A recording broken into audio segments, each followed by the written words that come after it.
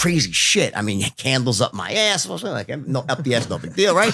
All this crazy shit. Midget tossing that. All this. And this was a female editor, Danielle Perez Reyes, and she was awesome. She's like, oh my God, this is great. I'm like, really? I'm like, okay. She's like, this is awesome. People are going to love it. She's like, oh my God. Everything. Oh, great, great, great. I'm like, wow. I'm like, so I'm just going to go for it. So when I got to this part with the bachelor part, I'm like, I'll just fucking go for it, right? So I then write out like 12 pages describing every seedy, disgusting detail down to its most minute elegance, right? Where it's like, I mean, like literally, you can see the cum dripping off people. Is that how much right? Anyway, and I send the pages to Random House, and I get back a comment.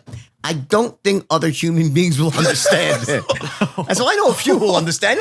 Oh my God. Yeah, these guys, you're talking to the two people that book was meant for. Well, let's see. Can we get the unredacted version? Anyway. If they find this disgusting, you got a serious problem. You will. You got a real problem on your hands. This is so anyway. This is like a space-time continuum tear. It like teared space-time. The fabric of time and space. Yeah, it did. Like there was music, it just stopped. There was like people like frozen. It was like, like fucking X-Men shit. Like it was like frozen in place, right? So anyway, this guy and I, we walk in together, right? And there it is. The first thing we see is the bathroom door opens. A little hooker, blue chip, walks like 19, 20 years old. She's limping out, crying, and this guy follows her out. This guy, his nickname was the biggest dick on Wall Street. A 12-inch cock the size of a Campbell soup can, right? She's crying. So everyone gives his $500 for it. She's like, thank you. And she limps away, right? Okay, he's like, I had to do it. It must happen, right? Then it's like a dog poised on all fours with fucking getting blowjob. Nitrous oxide. Sorry. Can you say what you just said one more time? Dude, just the way you said it. Dude, this is just, by the way, this is nothing. That's Rookiesville here, okay? Anyway, there's cocaine out on plates, dishes of Quaaludes. Everyone's fucking out in the open. Like, it's just complete fucking mayhem. Like an orgy out in the open, right? Like, nitrous oxide. Everyone's fucking doing whippets on a fucking tank. It's just complete fucking insanity. And behind us is the glass, view of Vegas. Just a scene like you couldn't imagine, right? Like out of the movies, right? So anyway, and by the way, here's the sick part. I didn't think it was weird. I'm like, you just walked in. You were like, normal night in Vegas. Work, right? Yeah, normal night in Vegas. Right? So then this guy, Wigwam was his nickname, right? Called him in the movie, he was rug rapping, as we called him Wigwam because he had the worst toupee this side of the Iron Curtain, right? It's like a fucking dead squirrel on his head. So Wigwam was fucking coked out of his mind, right? He's like, he comes and goes, yeah. I'm like, what? Ellie, my friend understood Lude's, I should say name, understood Lude speak, right? He goes, he said, check this out. He's like, ugh. He brings us to the back. We walk through a series of fucking naked bodies of hookers and insanity. Get to the back, and there at the back of the room, I see the single most disgusting thing ever going on. It's a total like this. It's like, by the way, thank God this was the before Me Too generation, right? I don't condone this, all you Me Too, but I swear to God. Thank you for that. The review team will love that. Yeah, that'll take care of everything you just said. Anyway, okay. So, okay, make a long story short, or make a short story long, right? There's a girl on a stool, a pink sheet hooker, truly with the face of a sheepdog, missing teeth, whole fucking thing. And there's like 20, it's just really bad. There's like 20 guys lined up, to bang her, and they're all banging her without condoms. All right? So they're lined up, one guy's banging her, and of course you have to look to see. Why not, right? So you're like, oh, what the hell's that? And we look, and like this guy pulls out, it's like came, and it's like the grossest, most disgusting pussy in the world. It's like, this is like the ultimate vile pussy. Like 15 people in there, and they're still going on, right? Anyway, boy, my wife's gonna be mad if you're telling the story. I know I'm in deep shit right now. She's not here, right? How could you do this? No, she doesn't care for me, no. Anyway, here go my corporate sponsors, right? So, all right. Yeah, we don't have too many. I'm gonna start my own podcast. I'm not telling these stories, right? This is for my young generation, right?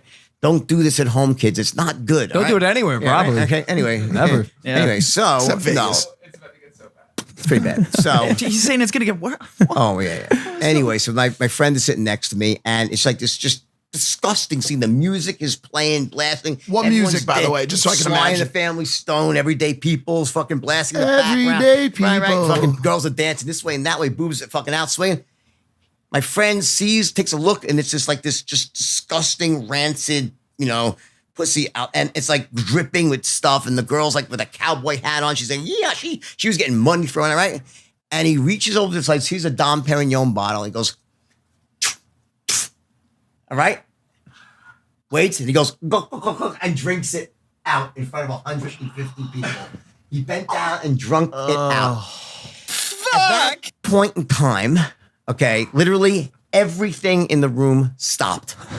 It was like it was like someone pressed a pause button. All right. And it seriously like tore the fabric of space. And then after he did a gargle and a formal bow, and everyone clapped and cheered, right? And just so you know, and this is a message to everyone real seriously. Like obviously this is 30 something years ago, right? But you don't get there. You get there like one little step at a time. Yes. Like we didn't think it was that. It was nutty, but it was like, here's what happened. We were in this situation where everyone was young, everyone was making massive money. It was about how low can you go? What was the next low? Because like if something happened, right, then okay, well, fair enough. What can you do worse? Like what can you do? It's more extreme.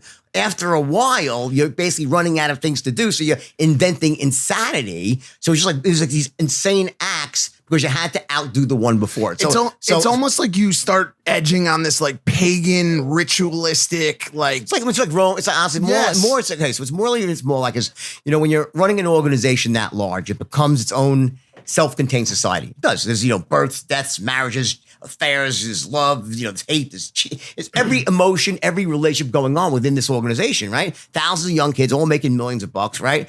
So, hello, Mom. Who called? Mom, who was it? All making a ton of money, right? So, what happens is it's like almost like it was like Rome, and this was like the Colosseum. The mob needed to be entertained. The mob to stay together. The mob needed a spectacle, right?